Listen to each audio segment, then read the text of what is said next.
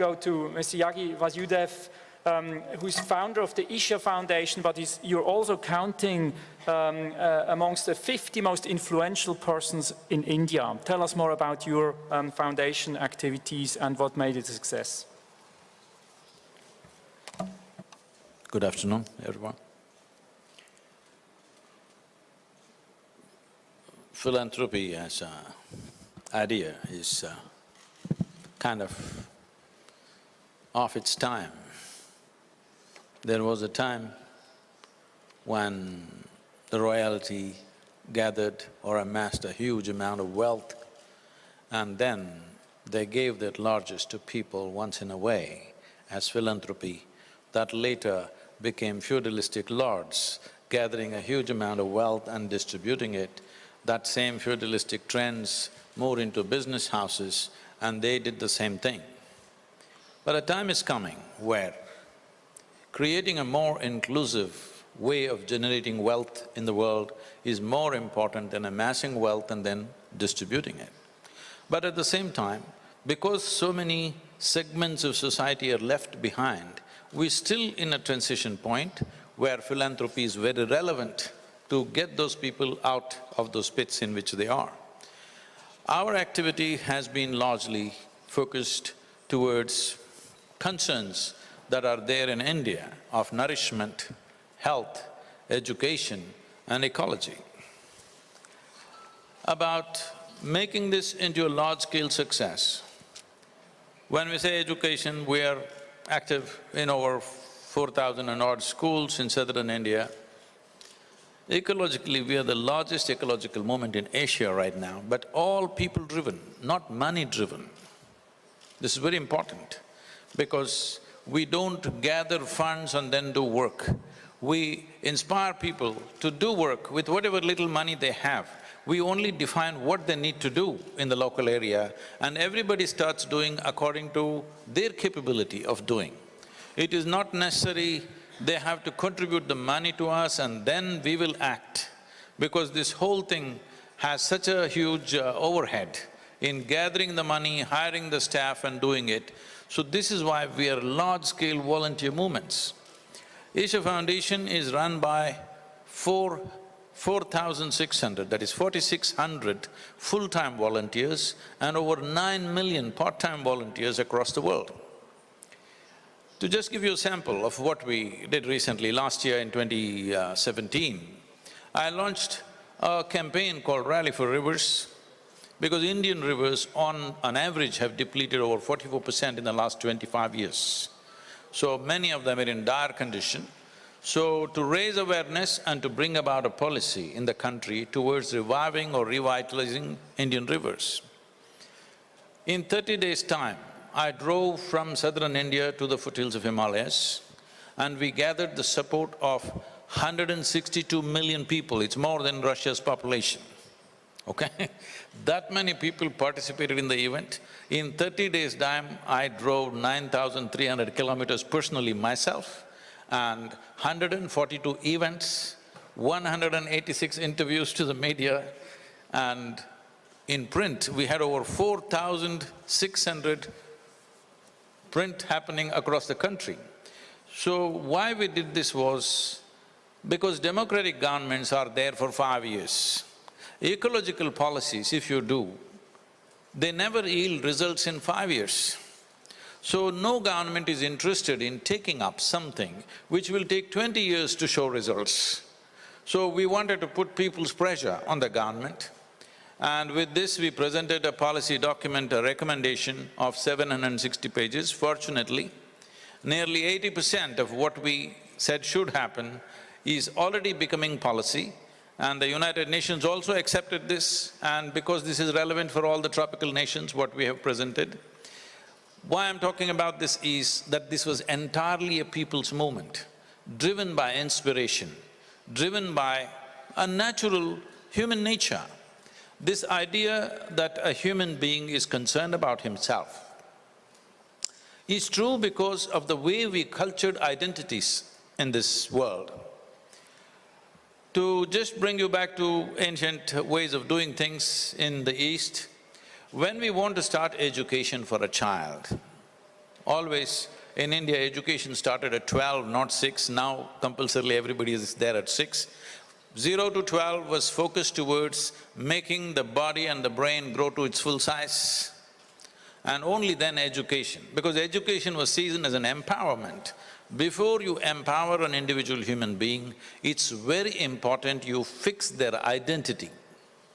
If you're identified with a nation or a race or a religion or a community, your mind functions only as to how to protect that.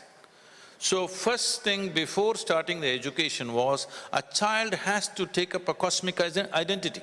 A universal identity was insisted upon. A child should verbally say that my identity is universal. Only then he was empowered. This is what is missing in modern education, that there is no fixing of the identity. We are fixing small identities where we are using all our capabilities to work against each other, because you belong to one nation, I belong to another nation, you belong to one race, I belong to another race. Endlessly this is going on because we have not handled this dimension of human mind, where identity is always that which determines how your intelligence functions. The moment you're identified with this, everything within you only tries to protect that. So bringing back this global identity, if not universal, is very important. As a part of this, Asia Foundation is seeing in the coming year, because the coming year is 150th anniversary of Mahatma Gandhi's birth, we are trying to promote a global anthem in all the schools across the world. Children should identify with at least the planet, not a small piece of the planet and think this is it. Because we are identified with this, now we must say, what you have gathered, please give it to somebody. But if you were identified with everything, this gathering attitude would not be there. We would have grown much faster, technologies would have exploded faster, wealth would have grown faster, everything would have happened faster, because we would be working towards one goal. Right now, all of us are working against each other, whatever we call ourselves, nations, religions, races and castes and creeds. Yogi, you have emphasized, the cosmic identity, but if you look at what you have managed to do, you have 250 centers worldwide, you have 9 million people working for you as volunteers somehow, and you have done it since 1993. Today everybody lightly uses words like crowdsourcing, crowdfunding, or platform. But you have, and one implies, or one has at the back of the mind, technology. You have done this entirely without technology. You have done this. What is the secret of your success? Because the greatest technology available on this planet is the human mechanism. Everything else is just a small drop out of it. Right now we think a computer is a great thing. We must understand all tools that we created are only an addition to the faculties that we already carry. Now we have a microphone. Only because we can speak, we came up with a microphone. If we were made like trees, we wouldn't have come up with a microphone. We came up with a bicycle because we have mobility. Everything we have done is only an extension of our existing faculties. Somehow we're forgetting this. So what you call as technology are tools to extend our existing faculties to a greater level of function. Now, I'm using the greatest technology on the planet, which is the human mechanism. Thank you very much. Again, I think many more questions we could ask. Would love to hear human mechanism, technology, and the cosmic identity as basis for your huge success to engage people in your… Just to give you a small example, we noticed, it's in 1998, a UN organization came to India and made a prediction. We are in the southern state of India, the Tamil Nadu. They made a prediction that by 2025, 60% of Tamil Nadu will be a desert. I don't like predictions, so I drove around myself to see, is it really true? Then I thought, in my perception, I thought it won't go till 2025, it'll happen much sooner. So I came back and made a simple barefoot calculation, so many 1,000 square kilometers. So at that point, our green cover was only 16.5%. I said, national aspiration is 33%. So I called about 4,000 to 5,000 volunteers and I told them, see, we need to plant 114 million trees in the next 8 years. If we do this, in 15 to 20 years' time, we will have 33% green cover in the state. This is all we have to do to correct this. They rolled their eyeballs and said, Sadhguru, 114 million trees, do you know what that number is? Then I asked them, what's your population? They said 62 million. I said, see, if all of us plant one tree and take care of it for 2 years and plant one more, you got the number. Only thing is, you think a tree is some strange creature. You do not understand what you exhale, the trees are inhaling, what the trees are exhaling, you are inhaling every moment of your life.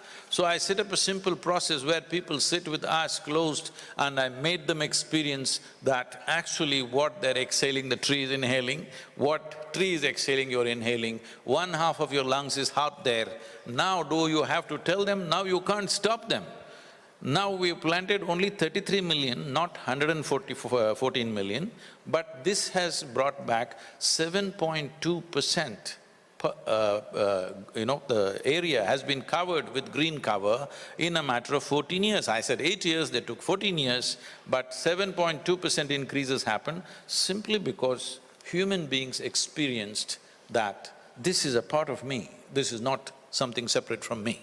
I promised the Swiss hand, but this is a beautiful example of an impact story made very simple, very easy to attach oneself to and put the individual's effort behind. Thank you for sharing this one.